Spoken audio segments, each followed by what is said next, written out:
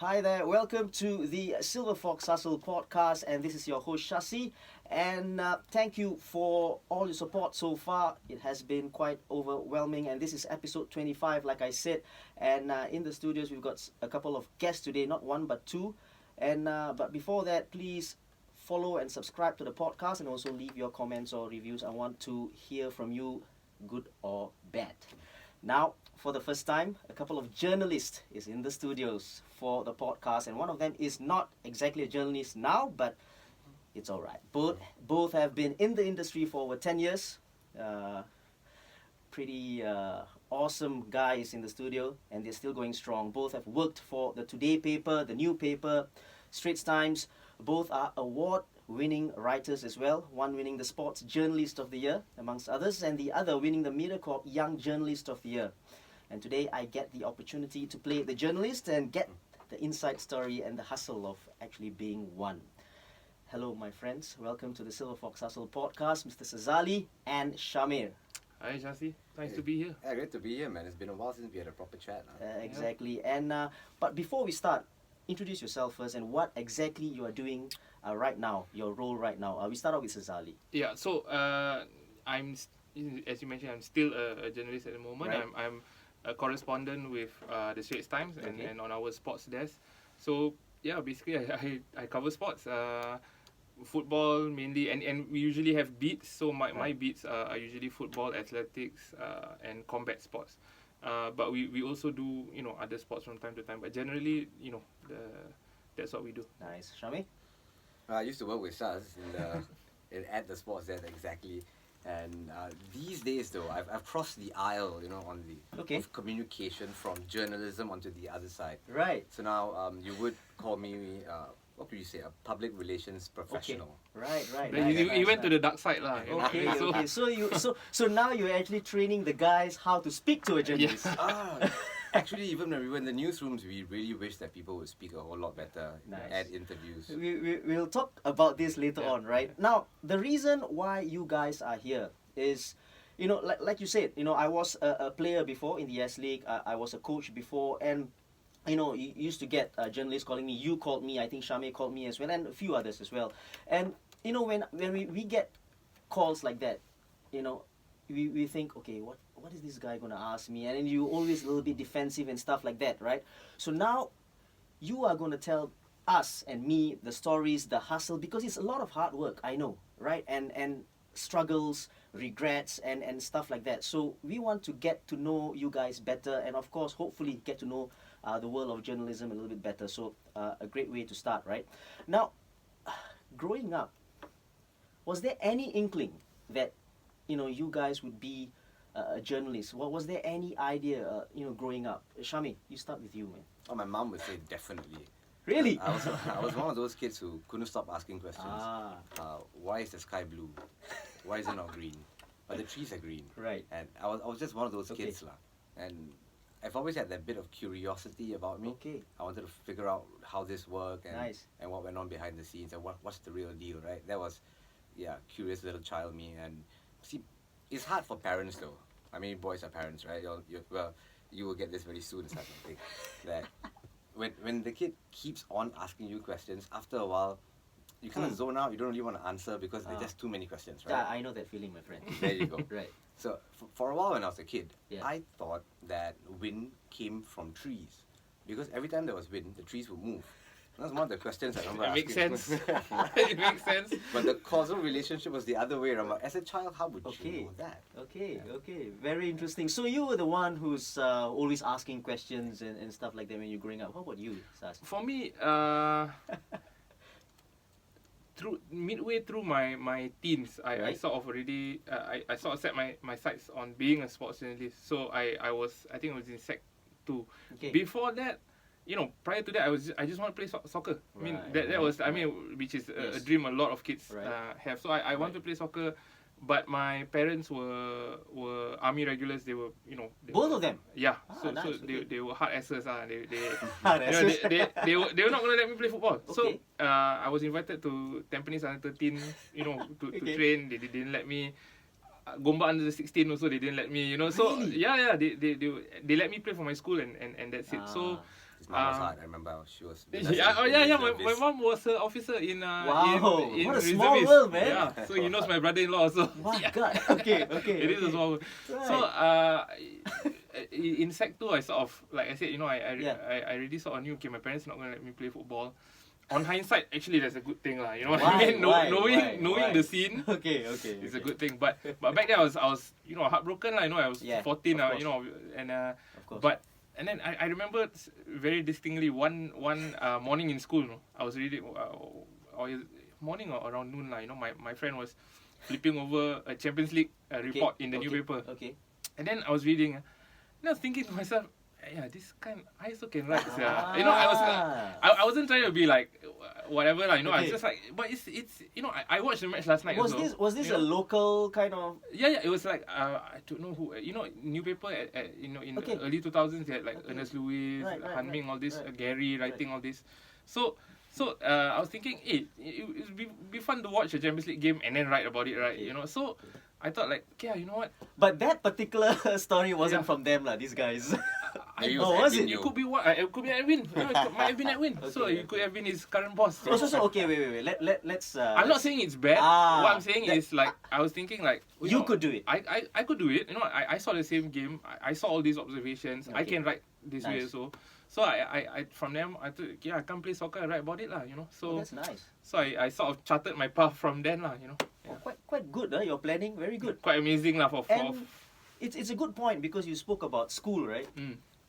How about English? Were you guys like naturally good at English, or was that your favorite subject, or because it's important, isn't it? Right? No, it is. It's very important, in fact. I'll tell you two things, right?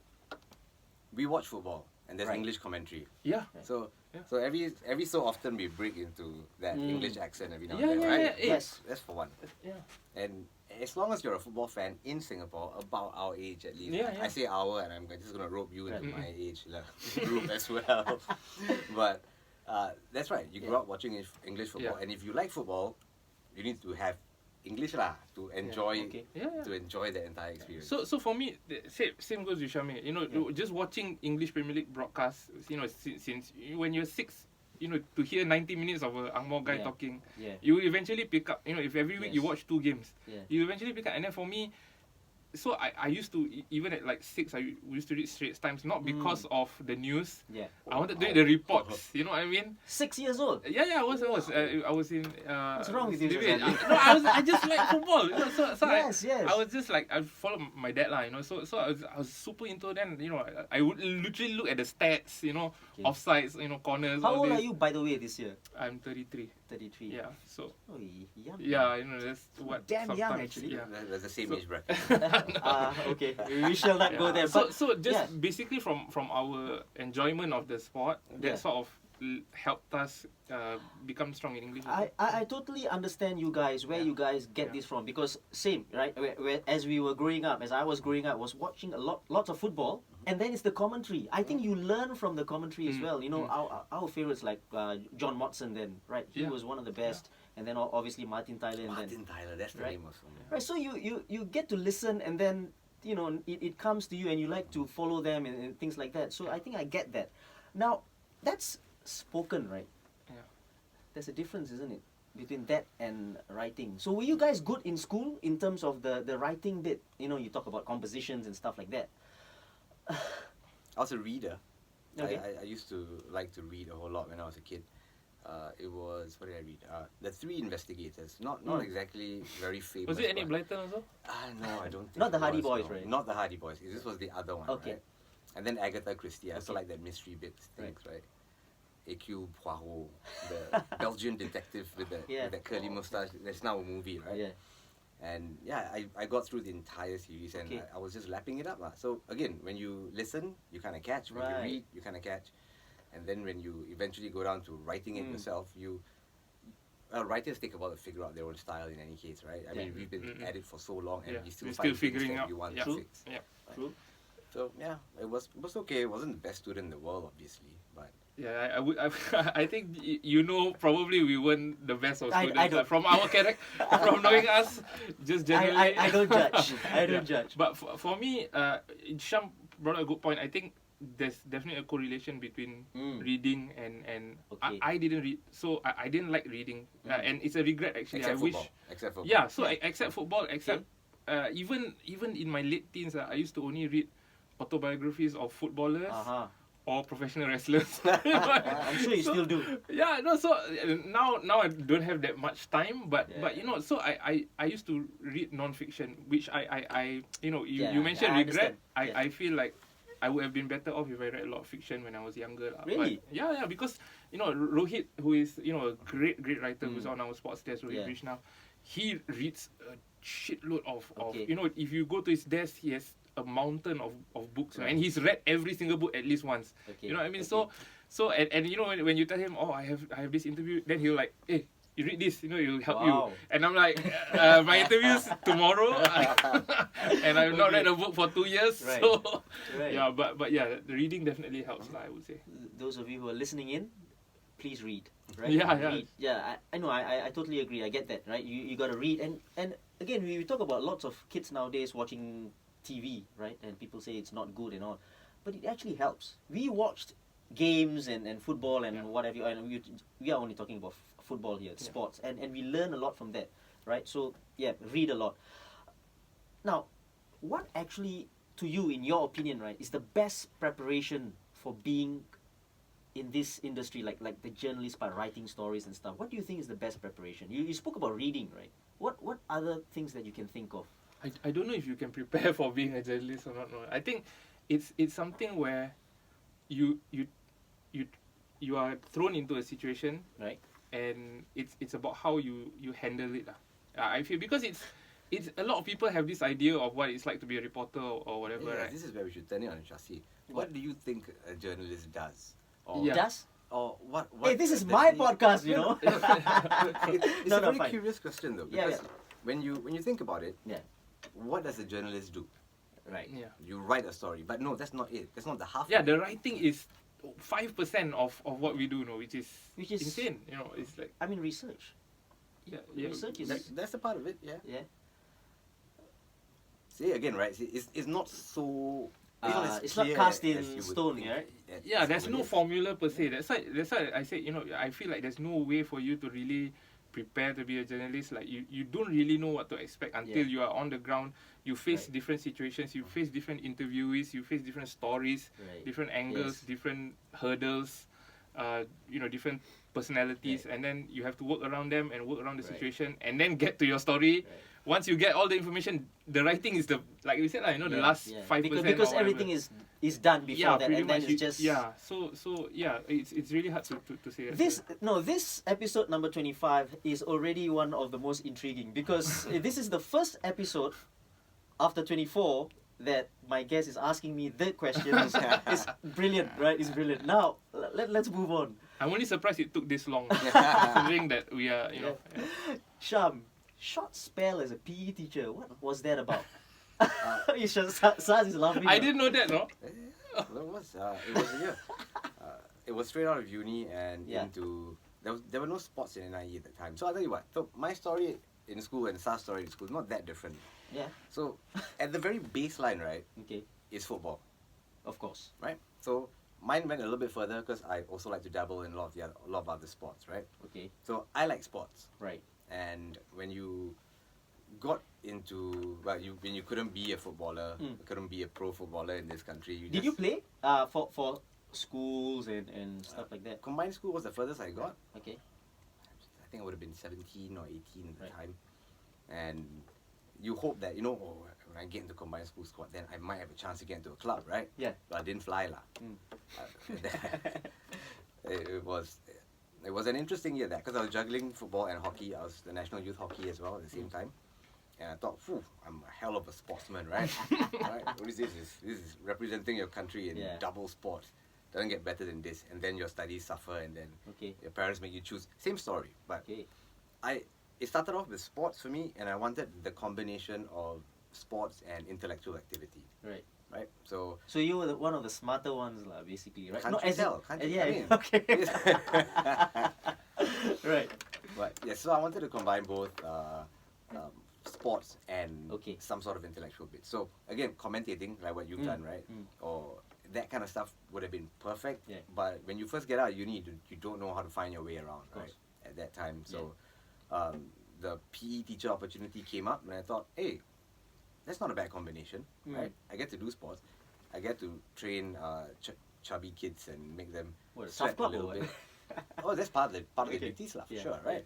So you get to train kids of that generation Yeah. who generally don't like being outside and playing and all that, right? Yeah, there's loads now, man. Oh, Still, yeah, for sure. Yeah. So I get to do that with them, and then I get to use my brain while still doing sports and True. get involved in school sports as well, which Yeah. I did at the time. So it was great. That was Nice. fun. And why quit then? Like after doing this for how long was it? 1 year or 2 years? It was a year. It was Yeah, just yeah. 1 year. So well, the teachers won't like me saying this, but I'm going to say Please, it anyway. please say it. Right? A big part about being a teacher is not the educating of the kids part. Right. It's the administration part. Right. And I love. I no. I'm, Yeah, I'm I've loving heard of this. I've heard of this. Yeah. No, I'm loving this. Okay, carry on, please. yeah, so that for me, the biggest joys were basically handling the rascals in school, getting them to pass. I was teaching history as well at the time. Okay. So getting them to from failing. This was secondary. Yeah, these kids were lower sec 2. Okay. Yeah. My batch, and so they were failing history from sec 1, come into my class, and you'd be a bit take control of the rascals lah, right? I mean, when you're a bit of a rascal yourself growing Yeah. up, you kind of know how it's done. So take control of the rascals and then show them that look, it's really not that hard, right? On the academic front, at least for me, it was history. So that was really fun. And then when they start to respond and they start to do well, and you feel like, wow, 70% of my class passed history. Yeah. That is sensational, man. It was great. So you feel good that Yes. you're making a bit of a difference in this kid's life, given it's only history and only that exam, but, right? And then you get to combine that with sports, the rugby boys and the football boys as well. So it was great. But the administrative part of it honestly killed it for me, because very early on, about 6 months into the gig, I realized, oh wow, that's what a teacher has to do. This is it. All this back end administrative stuff and all these committees in school. Yeah. Thank you. No. Great. Because that's what a teacher is all about right here. You know, and I don't know about overseas, and we don't want to talk about that, but yeah, that's what it's all about, right? And it takes away the love you have for the actual teaching, you know, and especially people like you in terms of the sports part, and you know, you just want to do something to make a difference. But yeah, that's for another podcast, right? Sazali, you started out as an intern, right, before NS? Yeah. Right, and that's for about 2 years or so. Yeah.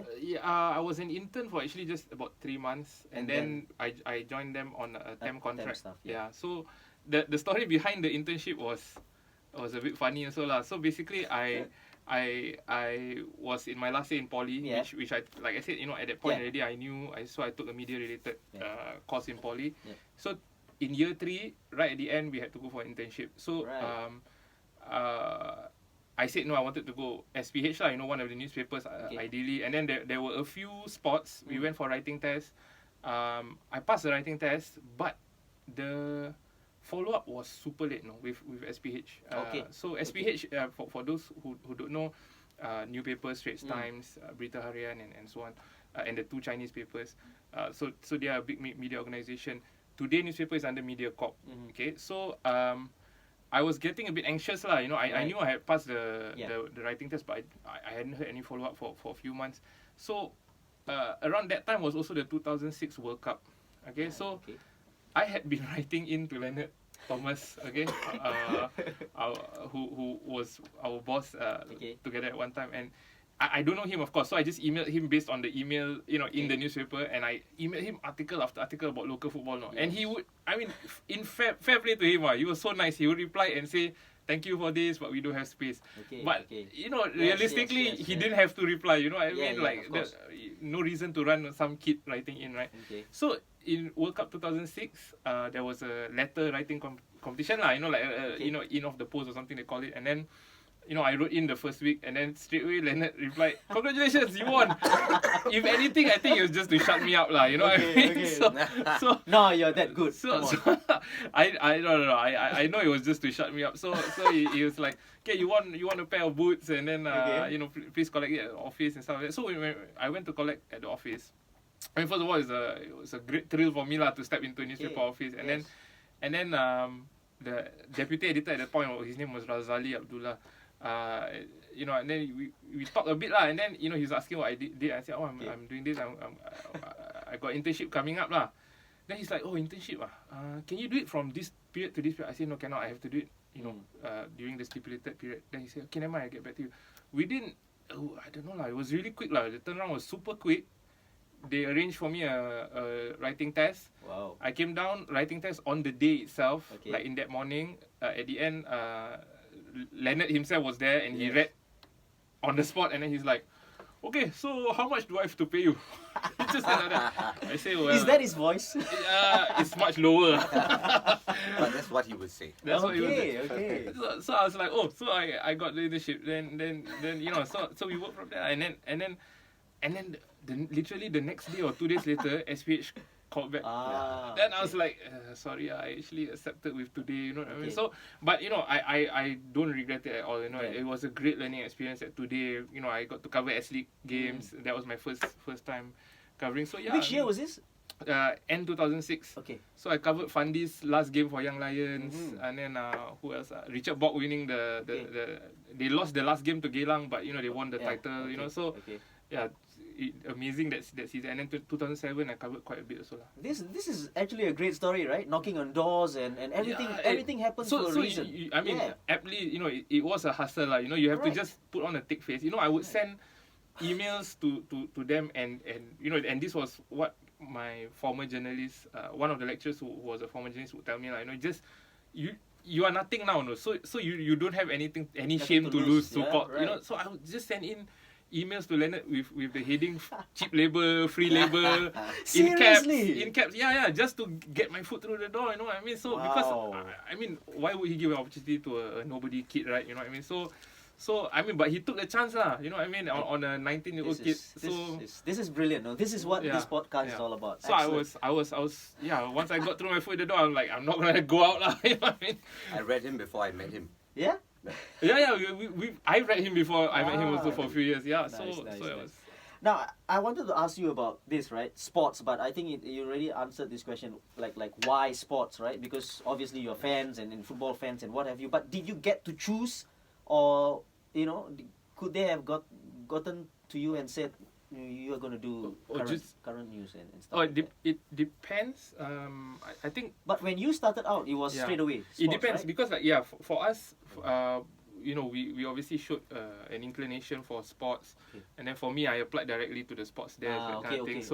So and our background, you know, we played a bit, you know, at school level. And for yourself, same as well as in sports. Straight to sports. Yeah, straight to That's sports. great, because I think that is pretty fair, right? Yeah. Instead of you doing But something over time, they do have expectations of you, especially when you're a bit more senior in the job, that you sometimes have to do other things. Like for example, I've done GE a couple of times, general elections.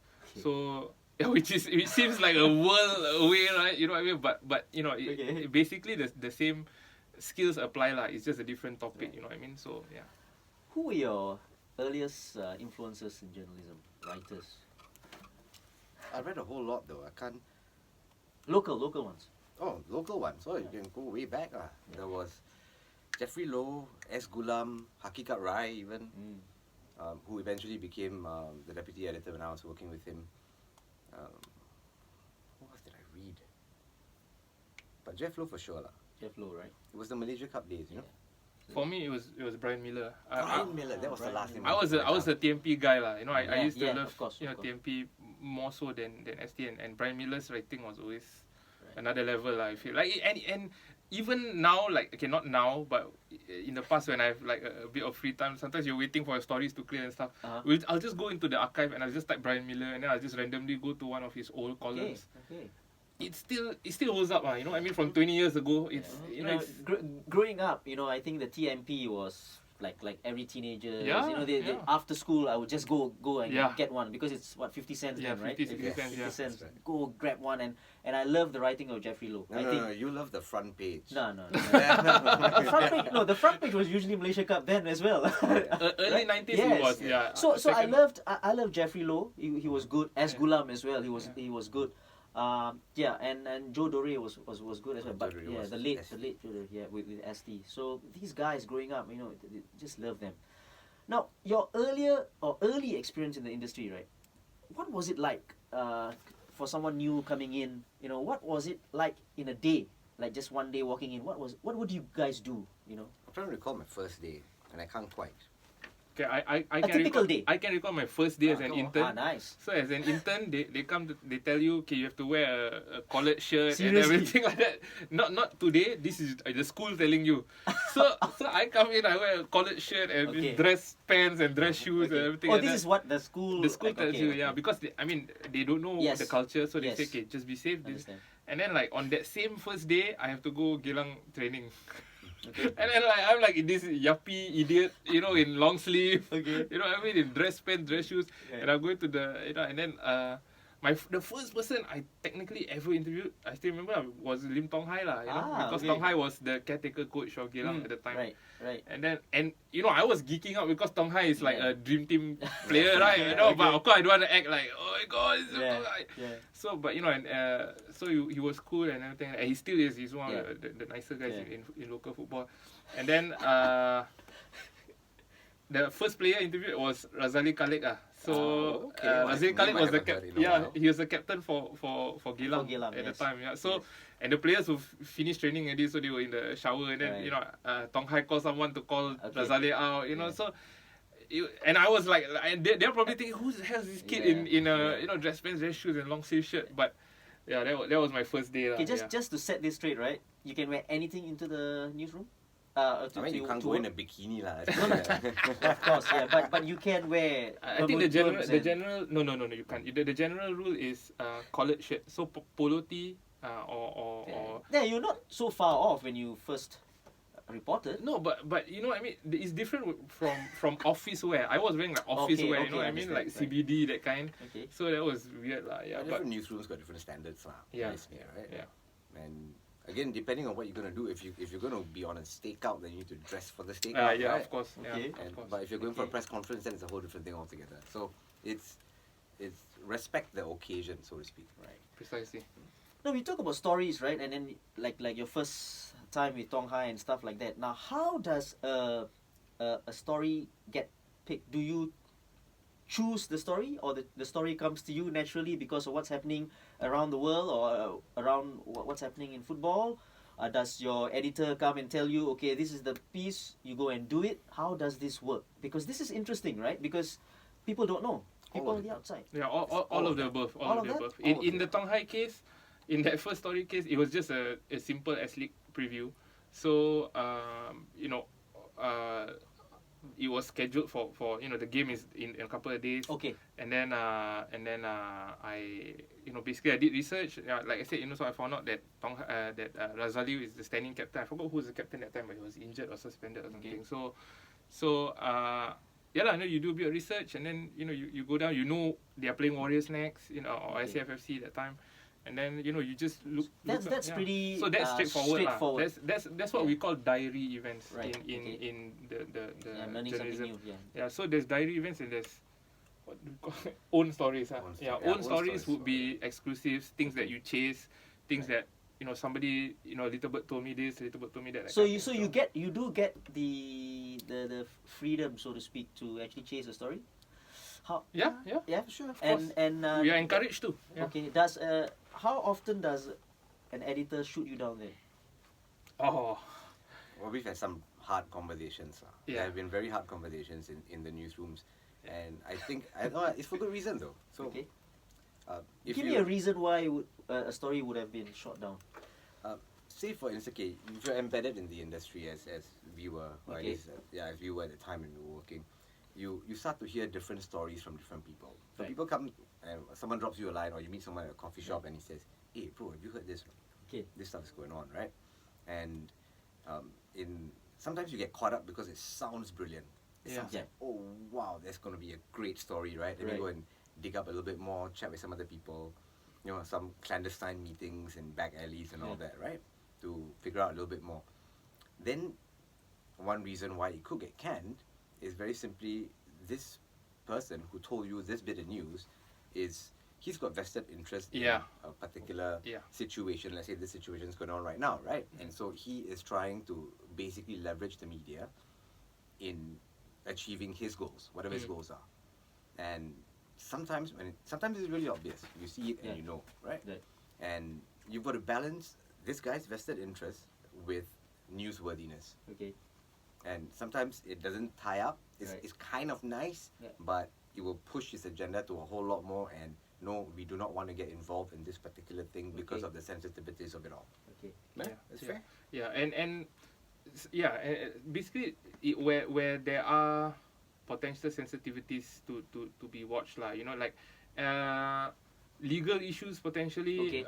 You know, if the quote is potentially libelous or you know, defamatory, but you know, it's a great quote, for example. But you know, understand. you know, you if you run it, could you be in trouble? That kind of thing lah, you know. And then sometimes you would feel like no, it's fine, what, you know. And then your editor's like, no, we can't do. And then like Sham says, there are hard conversations. You fight lah, you know. And it's in many, so it has. jobs. I wanted to ask the next question, right? So it has happened like many times that it is canned, but you're not in agreement with that. Yeah. Many times, yeah. And sometimes we feel a story. It goes both ways. Sometimes we feel a story or a quote or whatever should run, and we feel very strongly about it. We put our case. You know, we like I say, we fight. As in, you know, you fight for other things in other jobs also. And sometimes you end up on the losing side lah. You know, and it is what it is lah. You know, it's part of the thing. So you just gotta move on and get on with it, right? Lovely. Sometimes you got to shout lah, but. Yes, I understand. Sham, first year on the job, right? Was this in 2008? Like, 2008. You won the MediaCorp's Young Journalist of the Year, right? In that same year. Yeah, don't muck around. I'm the real deal. And and in the same year, you won S-League's Story of the Year.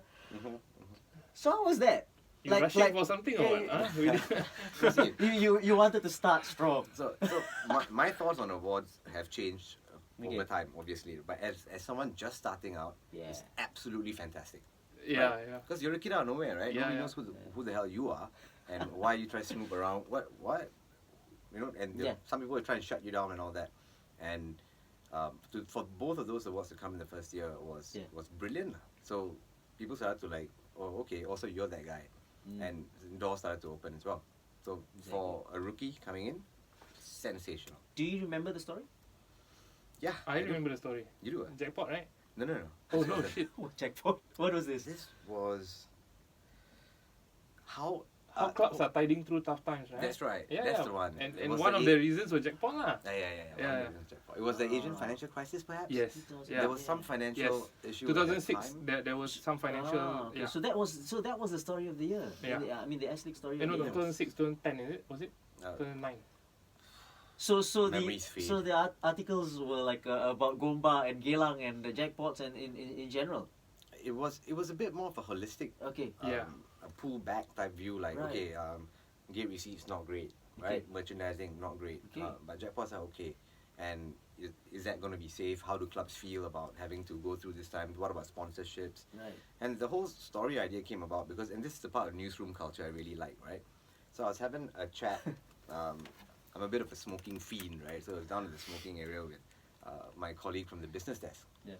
And we were just, shooting the breeze, right? Chatting, and he was talking about some issues about financial crisis, how companies are going through, and then it just popped up. Hey bro, what about football clubs? How? And I said, you know what, bro, that is a sensational question. Okay. I will go and snoop for sure because this is definitely newsworthy. How? And I mean, if football is in recession-proof, that's also news, isn't it? Right? Yeah. So I was throwing up some ideas with my colleague at the time, Kelvin. It was great. You must always have conversations around the newsroom. Yeah. Brilliant. Was there pressure after that win? You said awards and winning stuff, right? But it wasn't about it isn't so about trying to win it again the next year. But I'm talking about pressure in terms of keep on. I think every journalist feels the pressure because you're only as good as your last story. It's just like a footballer. It is.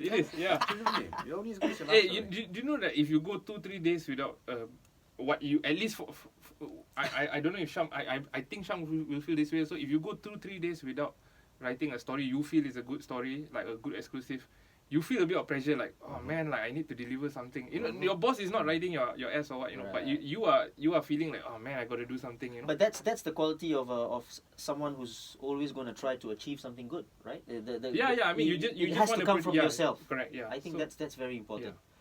Nice. Sazali, you won a couple of awards too. Yeah. S-League Story of the Year twice in 2007 and 15. Excellence in Investigative Journalism in 2014. That's a very fancy title. Exactly. I'll repeat that, right? Yeah. Excellence in Investigative Journalism. But this is for sports as well. For sports, right? Yeah. And sports related lah. And this one's great, man. Sports Journalist of the Year 2018, right? Yeah. Now, firstly, which one is your favorite? Do you have one? Favorite in a sense, the impact the story had, I have to say the most recent one, the Sports Journalist of the Year, because that was for the Farrer Park story. So it was chosen because of one particular story, or because it was for a body of work, but right. I had the strongest story that year lah, which was basically I broke the news that Farrer Park was gonna be slated for redevelopment, and the plans were actually at the time, you know, they were considering just just reducing everything to dust and you know, and then, you know, obviously the sports fraternity came out strongly and said, you know, this is our holy ground, you know, we have to do something. And so I don't know, I didn't know at the time how much impact the reports had on the decision to eventually the authorities decided to completely save the pool and also have a bit of the field still intact. So I don't know at the point, maybe they had been planning that all along, I don't know, but later on I was told by someone quite high up in the sports industry lah, that, you know, the reports actually made a difference lah, you know. Nice. So I think, yeah, just that alone, I think the fact that you make a difference, I think that's my favorite lah. Yeah. Sorry, was this award the one where The there cock-up was some cock-up? Yes. Yes. Now the tough question. Yes. Please clear the air. At least if listeners listen to this, because this is... Yeah, I don't want to say it, you say it. So the thing I feel worse about is, you know, it happened to Dylan Jade, you know, who's we sit next to each other for 10 years, you know, or 8 years, you know. I mean, so Sham can attest, you know, we talk non-stop in office. We play football together too. We play football, you know. He's one of my closest friends in the industry lah. So, you know, we were sat next to each other, you know, that day, you know, and then I don't want to sound like I'm bragging or what, but like I said, based on the Farrer Park story itself, that was the strongest story. For you, that was for you. That was the strongest story that year lah. You know what I mean? It's definitely better than his story lah, basically. I don't want to say just his or whatever, but just based on that, I wouldn't say I went in expecting, but it made a lot of sense if it did lah, you know. So Dylan himself kept joking about it lah, you know, that, you know, why am I even here? You're gonna win, that kind of thing. So it was announced that he won it. He won it, yeah. In a proper setting, in the ballroom, yeah. Right. Okay. And he was I mean, I've got my sure is, you know, and then he didn't want to go up, no. He was beside me, he didn't want to go up because like I said, you know, you sort of know yourself a bit, you know, what you did, and you know, so but his name was called out. His name was called out. So he was like, you know, then I'm like, hey, dude, go lah. Then he paused for like a couple of seconds. He he was sure he didn't win. Okay, wait. So you guys amongst yourself knew that I wouldn't say probably. Yeah. I would say I have a good chance. Along the with favorites. Along with a couple of others lah, from other media as well. And unfortunately, Dylan was not among the favorites lah. So Dylan himself knew that. He's a self-aware guy. He's not. So he went up. He got the award, came down. Yeah. And then what happened after that? They still didn't realize anything. So we had a chat, everything, and then he was the rest of the night he was trying to figure out, like, how come they give to me? I think it's because of blah blah blah. Like, so clear the air. Where was the cock up then? So the cock up was so a couple of days later. This was a couple of days later. Yeah. I was at home. I was on leave lah. Actually, the whole period I was on leave. I was clearing leave. I was at home. I was playing Football Manager, and then I got a call from Sports Singapore. Okay. And then I'm like, I knew you know what I mean. So I was like, oh man, don't tell me. And then they're like, yeah. Anyway, sorry for the inconvenience or this. You actually won. I'm like, so the cock up was from? So apparently the cock up was an intern at Sports Singapore lah. You know. Yeah. That's the story. Yeah. So basically, there's a process, and Okay, that intern okay. did not follow that prescribed process, and then there's a mix up in the sequence of the names and the numbers and Right. whatever, and that's how Dylan got announced, you know. And like I said, Yes, I it's- legitimately, the next person I called straight away was Dylan, you know. And I'm like, dude, have you heard? And then he's like, yeah, I heard from, you know. And then I'm like, oh, Well, it's this like, is what to no, say, yeah, right? It's, You know it's what I mean? pretty. It's pretty. You feel so bad for. Yeah, my Yeah. phone was ringing off the hook. It's Everyone ridiculous. was Wow. basically up in arms because we love the boys lah. We Yeah, of course. in the industry is really quite small, right? Okay. So everyone knows everyone, and everyone at some point would have worked with True. everyone else, right? And we were terribly angry lah. Like, firstly, they've robbed us of that joy of, you know. Oh, I know. It's the same, Yeah. right? Like, you know, you sprint in a race and then the fella kena for True. for what do you call that? Drug? Whatever lah. Yeah, He yeah. fails Yeah, the and drug then test, like right? And a week later you get your you get- medal, you know. No, but There's no joy. Yeah, but at the same time, like I said, there are two people who are aggrieved lah, and I felt I'm not just saying this to be a so-called a good guy or what, but I legitimately felt worse for Dylan than I felt worse for myself. Listen, I'm just listening to this and I feel bad for him. It's just Yeah, listening exactly. to it, So- you know. And it's That's not. terrible. It's ridiculous. No, yeah, the fella go and belanja Oh yeah, that's right. food, all this, you know. I mean, because it's not because he's boasting, it's a mandatory thing. It's It's our yeah, culture. of course. It's our Yeah, culture. yeah, So he did it, and then like, you know, found out. So So he yeah, got carried but back the now next we week, joke yeah. about it lah. Now we like, you Yeah. know, when I see him, I'm like, hey, what are you doing here? You trying to steal my award again or what? You know, that kind of thing. So Okay. yeah, but Okay, I think I asked you this, you know, before this. And by the way, congratulations, right, for the awards that you won and for the work that Thank you've you, been thank doing. You know, absolutely brilliant. Speaking of awards, writing a story. Now, just a typical story, right? You get the story, then you got. How does this work? You work towards an angle. You work towards an angle, and then how does this work? He's more current. Why don't you go? And then the deadline and what have you. Just in you know. it really depends on what kind of story Right. you are writing. Okay. So if it's a profile, for example, and this goes back to what Sham was saying earlier. You talk to Okay. your colleagues in Okay. office. So you talk to your boss, and for example, if you're doing a profile, a more like a less newsish Yeah. thing, you talk to your editor. You talk to Rohit. Rohit's Right. the master of Okay. color writing. And they'll give you ideas which Okay. maybe never came Right. to your head, and then like, oh, you should start with this, you know, you should bring in this later, you should go with this theme or whatever, and then like, oh, then you have maybe you get inspired to write, for a new story. Again, same thing, there are so there's always people in the office with different skill sets. Some Yeah. people are good at looking at things analytically, looking at the regulation side or business side of things. Some people, like I said, Rohit is a great with color. And sometimes you're just talking to your peers, like for example, we're at a game or what, we talk to each other. Yeah. We might come across things that Okay. we might not realize from ourselves. So the angle is decided by basically what's the most Current. Juicy. sexy lah, Okay, yeah. juicy point, Okay. things that will catch the How- eyeball lah. How tight are deadlines usually? It's very tight now. Is It gotten a lot How tighter. tight? So at TMP we often work with 1 a.m. Yeah. which is awesome. That's a lot of time, Yeah. especially after match, Yeah. big matches and stuff Okay. like that. At ST it's a bit earlier at midnight. Now now it depends on the production side lah. Sometimes it's as early as 11 or which means your copy has to be in. Always like your writing has to be in like an hour or 2 hours before. Okay. So we have a so-called I don't know if it's still in place. I think so. I should know. Around the start of the year, I think we had a 9 p.m. internal deadline lah. So we really have to. So on an average, right, in a week, for example, how many stories can you write or do you write?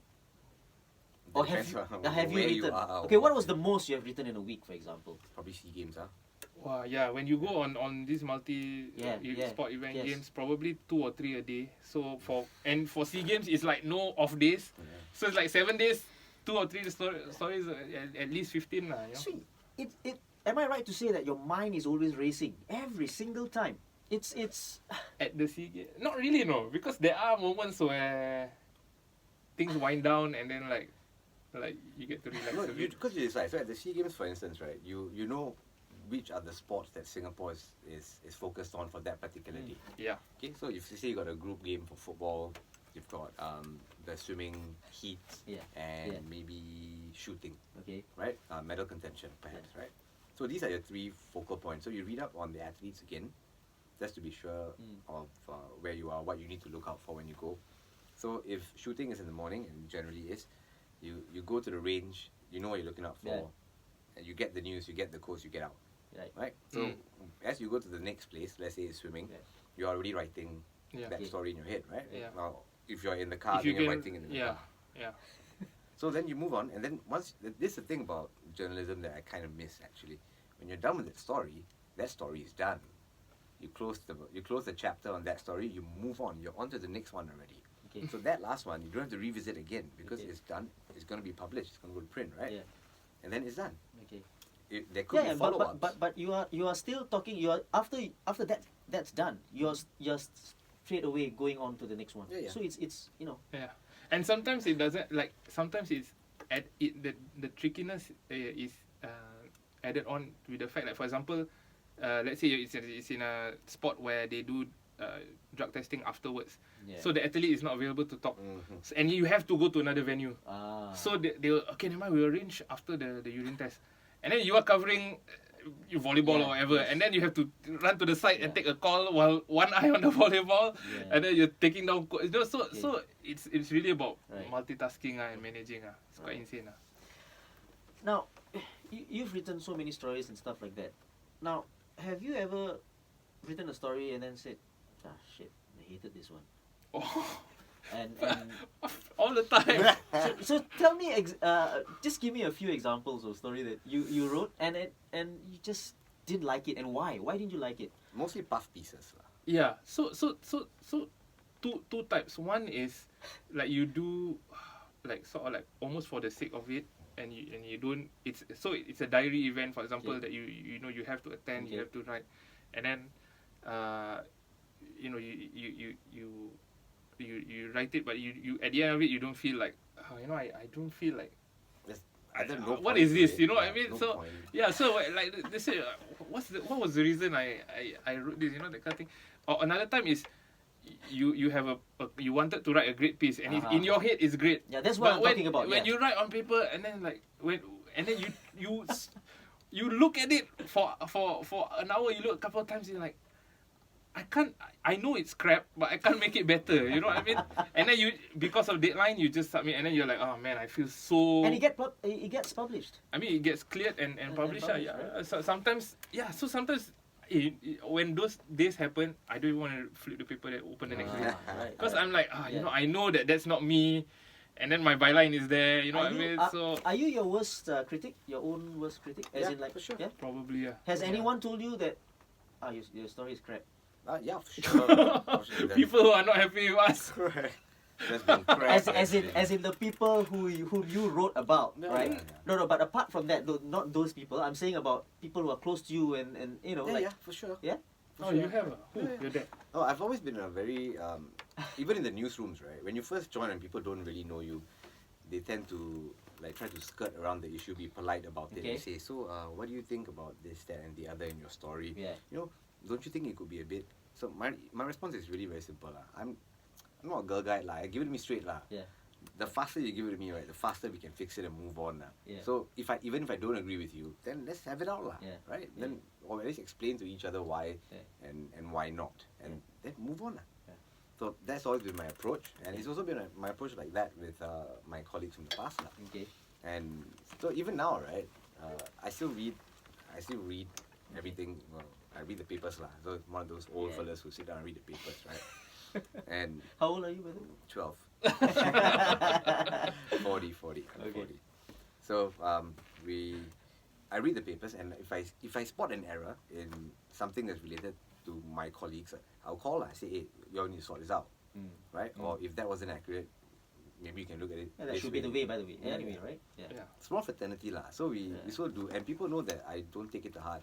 So just say it Sometimes you say like, "Wow, throw this one." Yeah, if I appreciate people who text us saying, hey, this is this should be this or what, especially when it comes from people in the fraternity who are not sending you that text out of malice. Yeah. So I take it as, first of all, thanks you know, you're being a pal, and secondly, thanks for reading you know what I mean? So Yeah, of course. So yeah, I mean, I appreciate it. Yeah. It's you know, you said about people whom you wrote about. Yeah.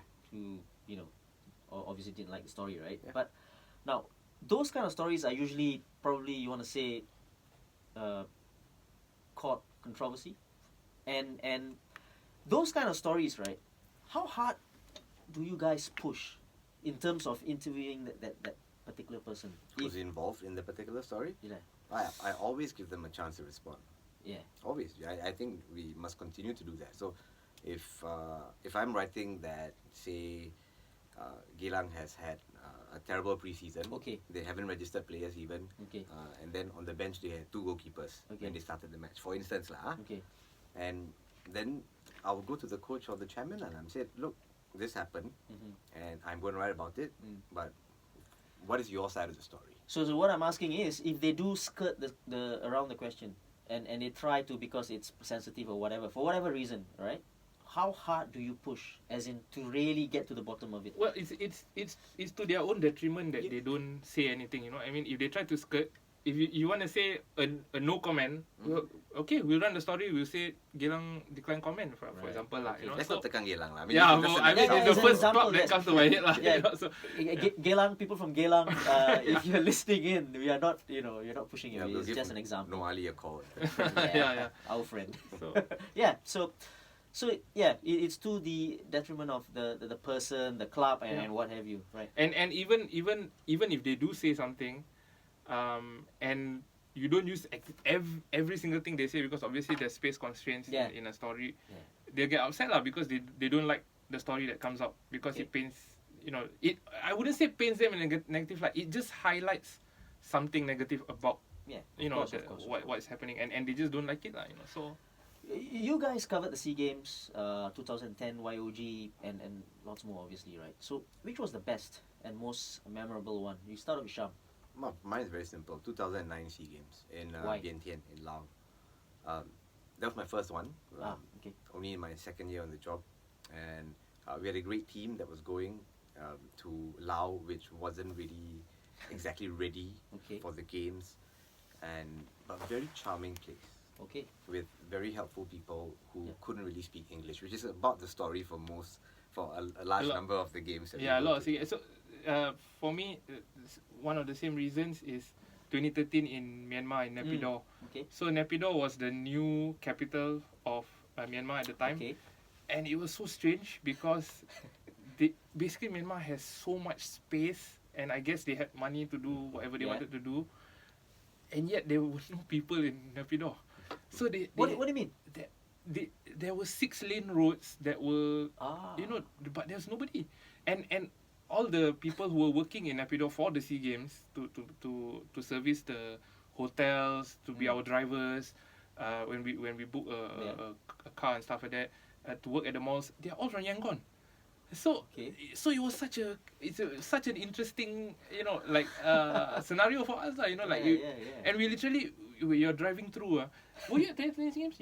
No. I did not. When you're driving through Naypyidaw, like you will literally see huge like compounds of hotels purpose built for the SEA Games. You know, you will see one huge, like it's like almost like a country club size, you know, of one hotel, and then over here one hotel, one here, and then like things were half built and stuff like that. And like the hotel that Britarian and Milton were staying at. Milton's our friend. Milton, why was he there? What video was he? I don't know. Interesting situation. Yeah, interesting why he I was know there. Milton. Yeah, but Milton was there. He was staying at the same hotel as the Britarian guys, and their hotel did not have a roof. Okay. You know what I mean? Like it's amazing that they're staying at a hotel which the top floor has no roof. Okay. So things like that, you know, and then so they wanted to make the effort to host the games, and there's something so raw about it. It's like being transported back into time in the 80s, but you're trying to be in 2013, you know. So and it was so surreal. It was it was for 2.5 weeks. It was like I went to the zoo on the last day because what? because like the games were over already, and then our flight okay. was a day late. Okay. So we had nothing to do. We went to the zoo, and then like the zoo, like the deers will literally walk past you, that kind of thing. I'm like, And there wow. was no people. There was And no no people. one there as well. No people. And we, David and I, my colleague David, we saw a couple of kids playing soccer at the car park, and we play soccer with them, you know. So it's Right. like, you know, Nice. and the other event I have to mention is the 2012 Suzuki Cup second leg, the final in Thailand.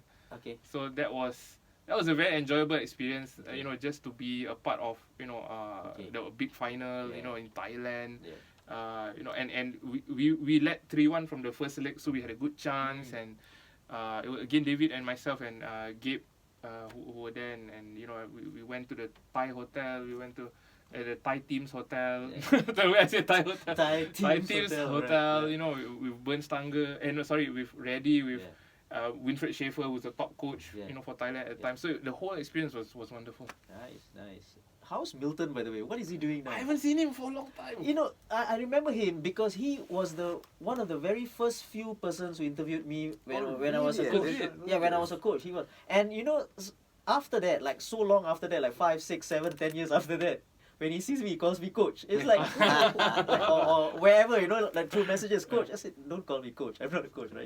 He's so weird. Yeah, but yeah. Speaking about football and stuff like that, let's talk football, right? It's our favorite topic. We have to go there, you know, in terms of journalism or as well as the game in general, especially here in the S League, and obviously now it's called the SPL, right? You guys have been covering it since 2007 because you For me, For you. and 2006. Yeah, he was in before me. right. So how has things changed over the years, in your opinion? That's a long time, you know, 13 years.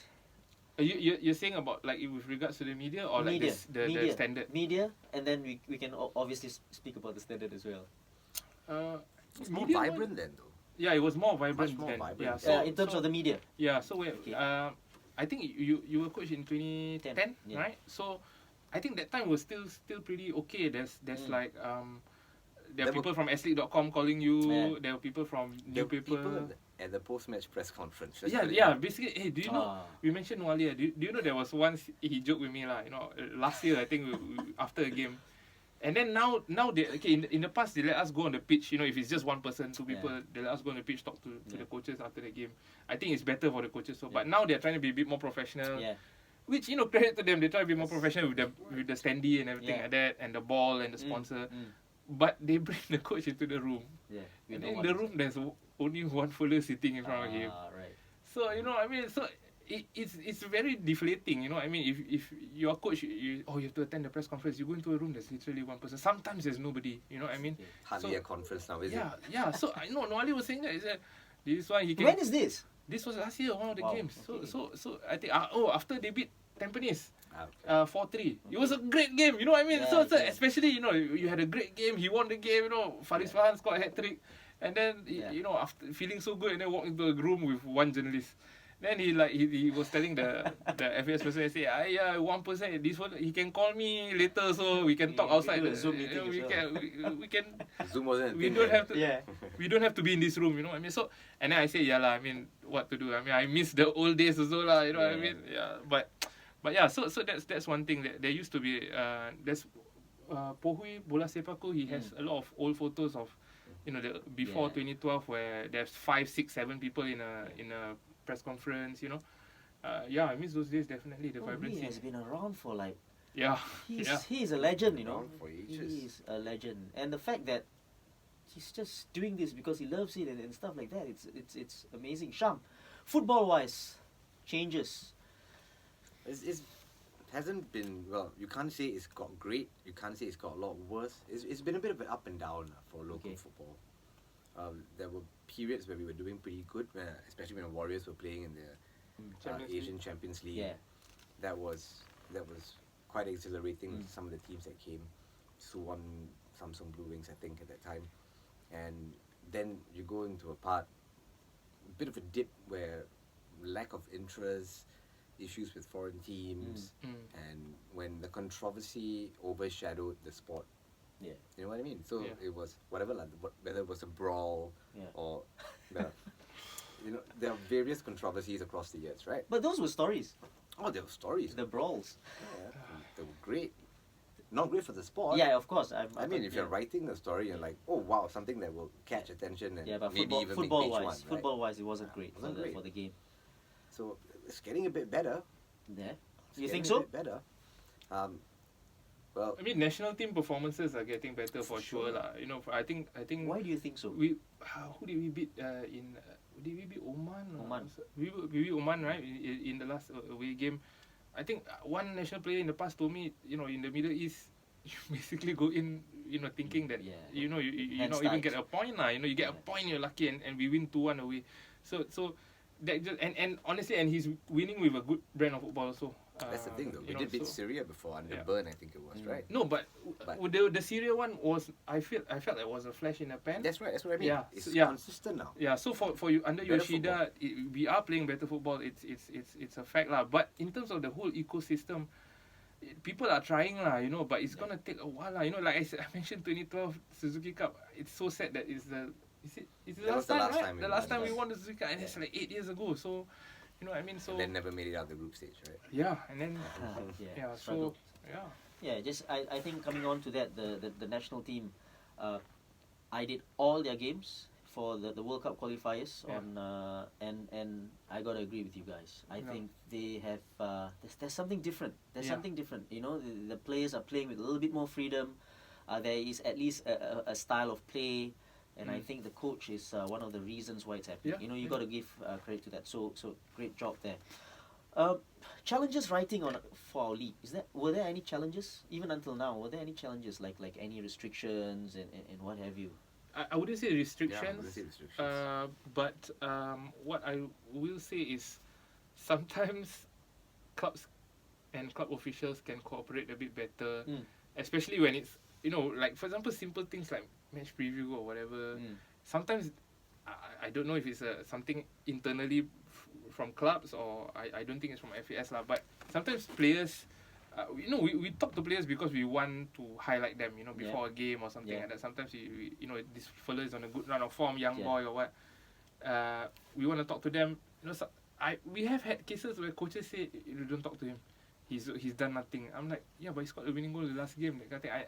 And I get what you mean. Like from a coaching point of view, you want to sort of wrap him in cotton wool. But we are in a league where any kind of attention is good. You know what I mean? It's not say I write about this boy. Suddenly he's gonna earn millions and he's gonna get to his head and he's gonna go clubbing or whatever. It's not, one article is not gonna make a difference to this boy's, you know, career or whatever lah. You know, but any kind of attention for the league would be good, right? So that I feel like in some cases, you know, the clubs can be a bit more cooperative when we're trying to help them, you know, promote good stuff lah about the league lah and the clubs. So is this the reason why also you could say that, I mean, you can't compare the English Premier League to our league, right? And whatever.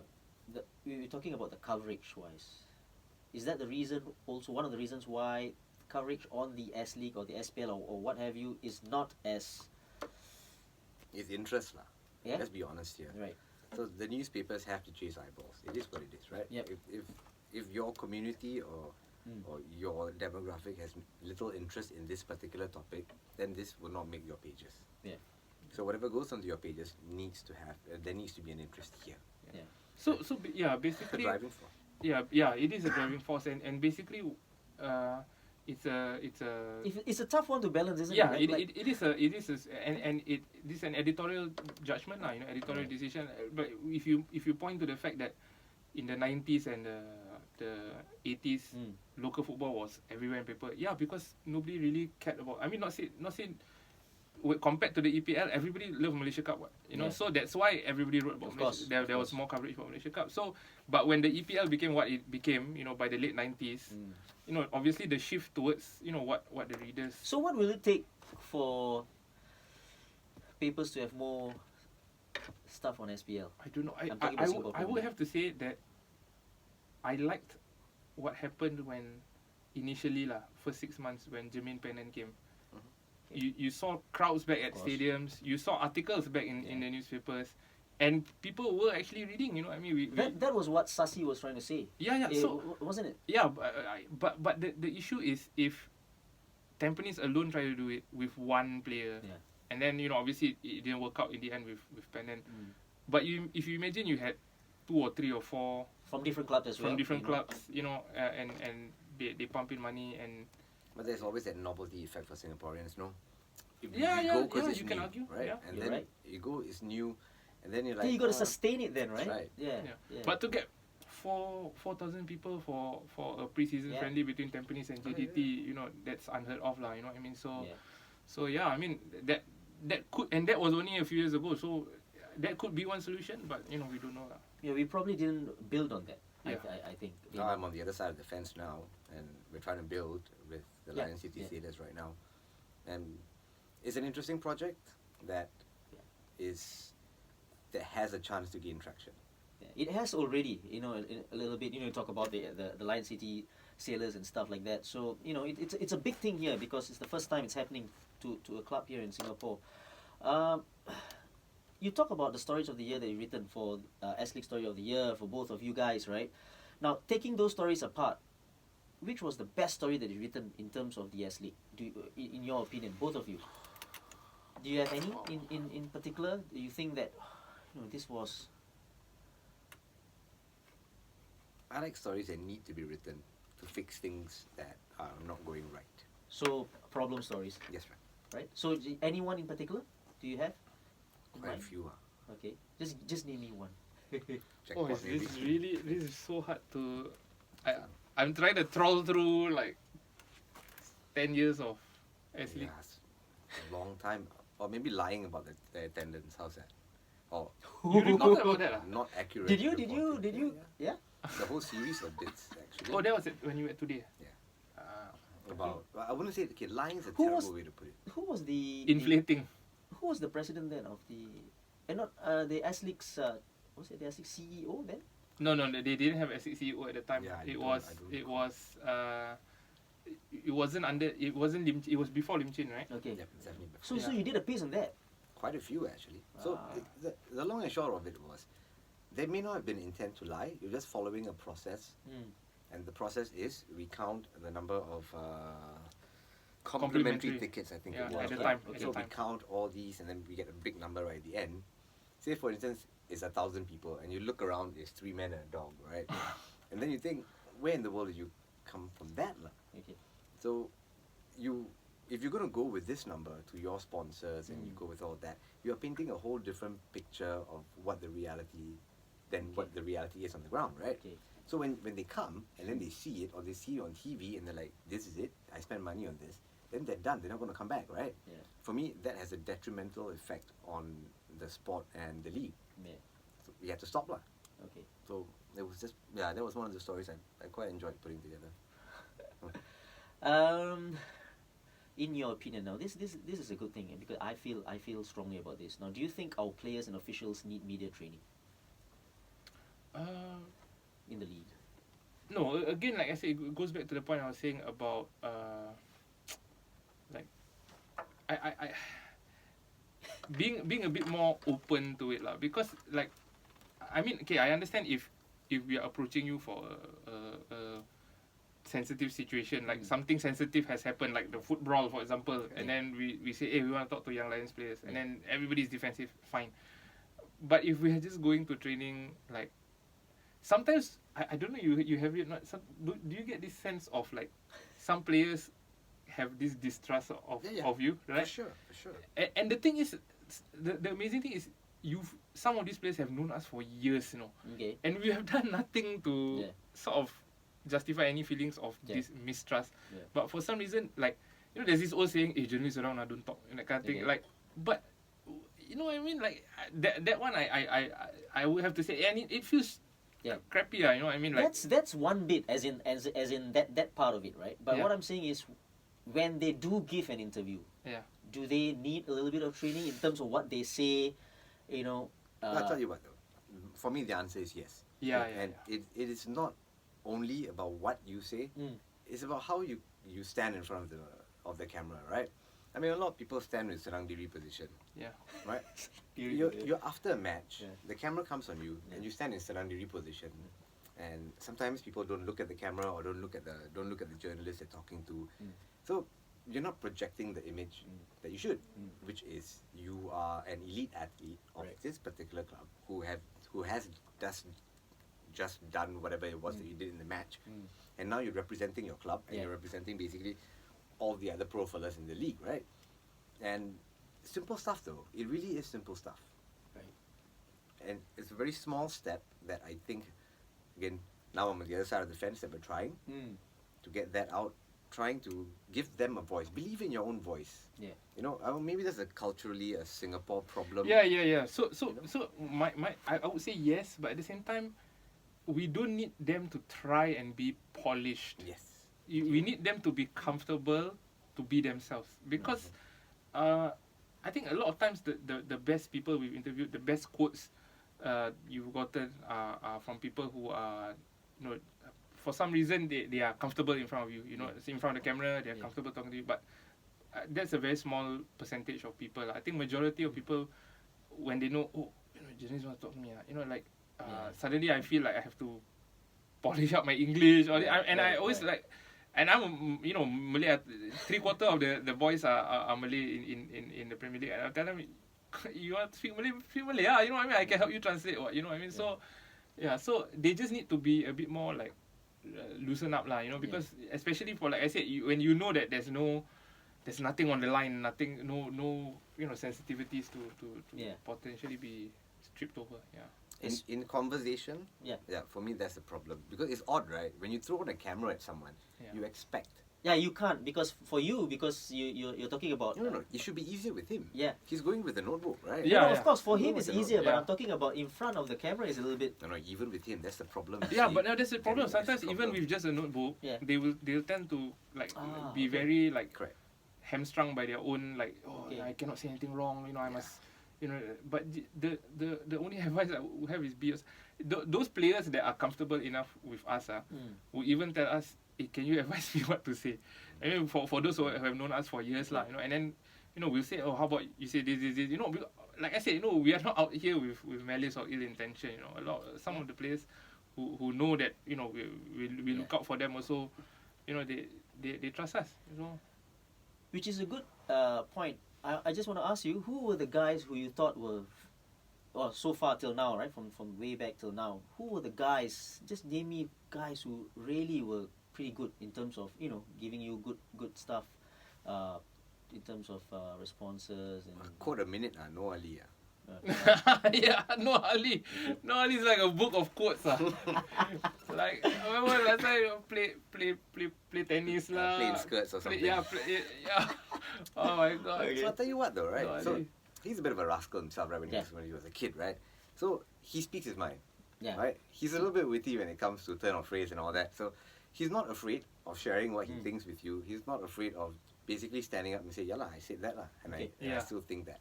So that doesn't hold true for a lot of, I would say, Singaporeans, not just the footballers.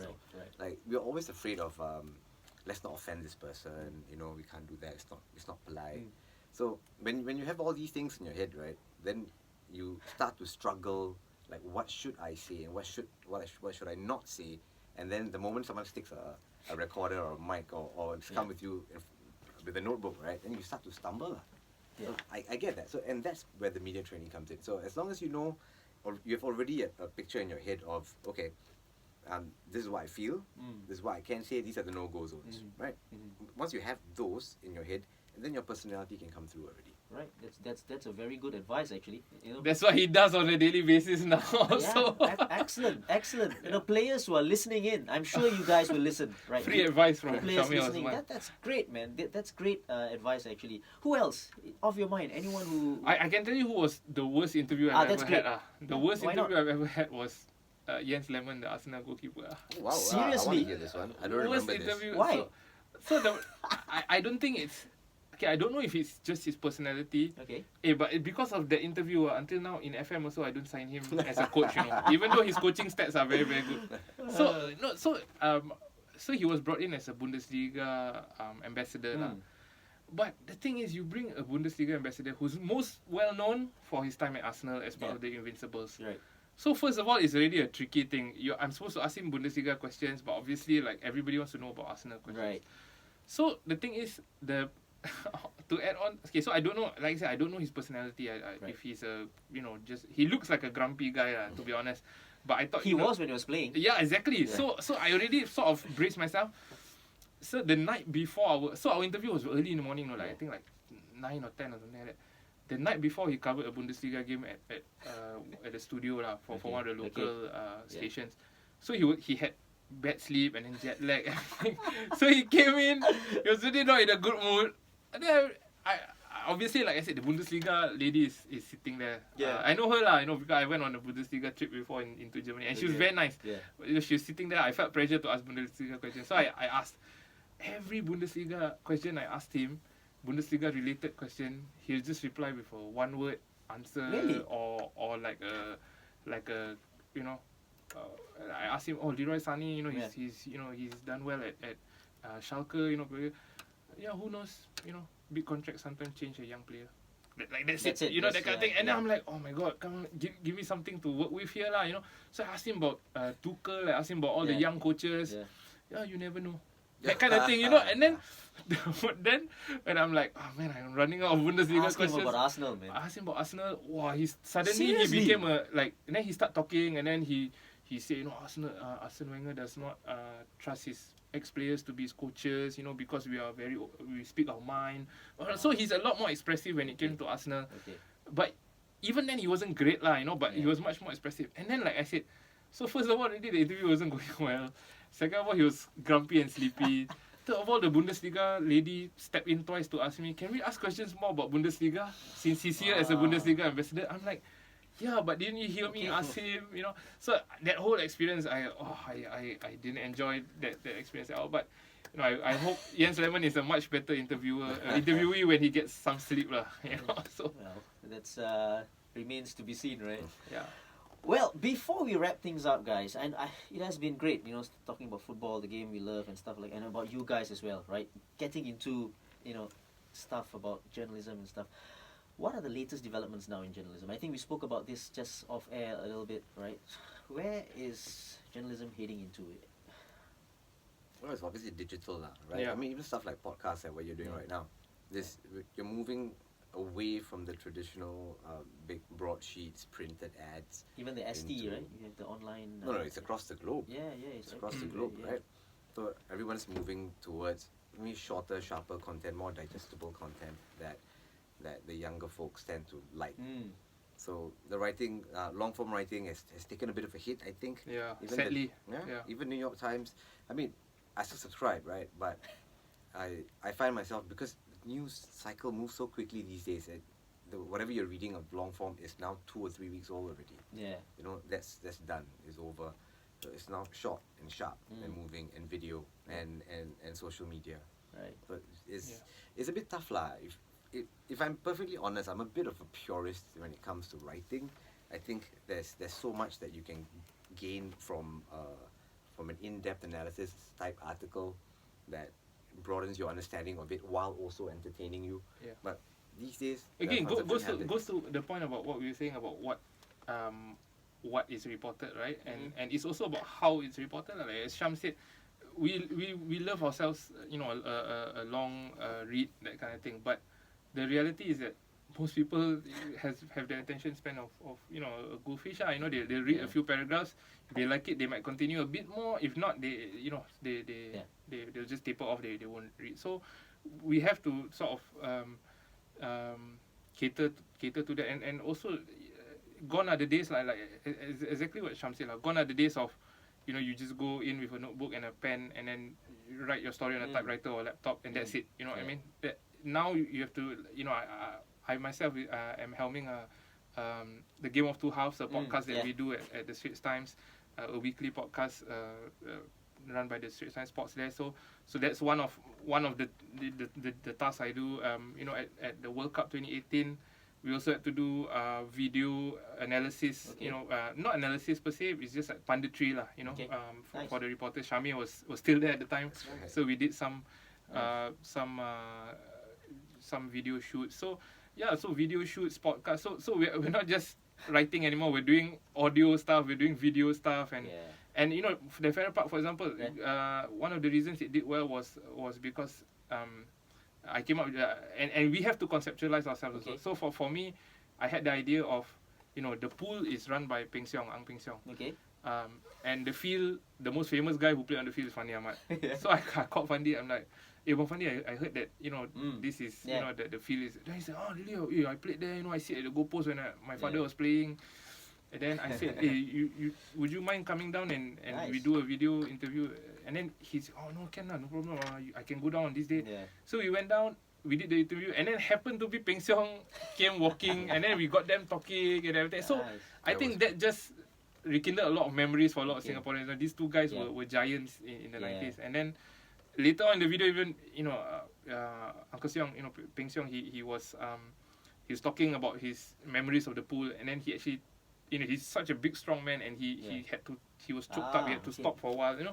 Like, so the video aspect actually tells the story in a lot of ways also. You know what I mean? So. Yeah, so journalism definitely is no longer just about words lah. Wow, it's gone were the days, right? It's just Yeah. writing a story out. Someone reads the paper and that's it. Right? Yeah. Like, So it's so much amazing. more It's- multidimensional now. Yeah. and even talking about your podcast as well, it's everything, right? It's Yeah. so Capturing attention, man.